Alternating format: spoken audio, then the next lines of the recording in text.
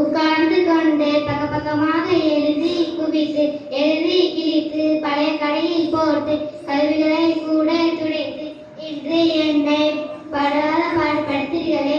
அன்று நான் இல்லாமல் பட்ட பாடை அறிந்து பாருங்களே. முதலில் நான் கல்லாய் இருந்தேன், எழுதுவது எவ்வளவு கடினம்.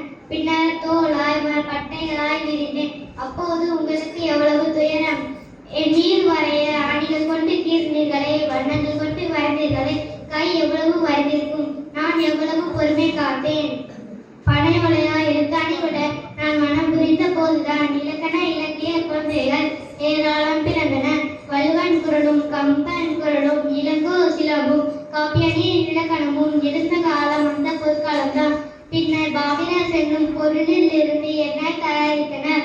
அதுதான் பேப்பர் என்னும் பெயரை பெற்று தந்தது. இன்றெல்லாம் மரக்கூறுகள் தயாரித்து பல ரசாயன கலவைகளுடன் வண்ண கலைகளுடன் ஏற்படுத்தி விட்டன.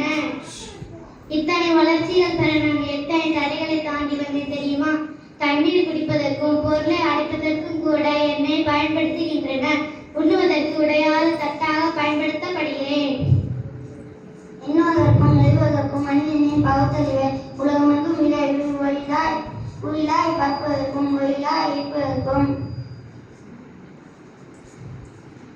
அனைத்துமாய் விளங்கும் நானே.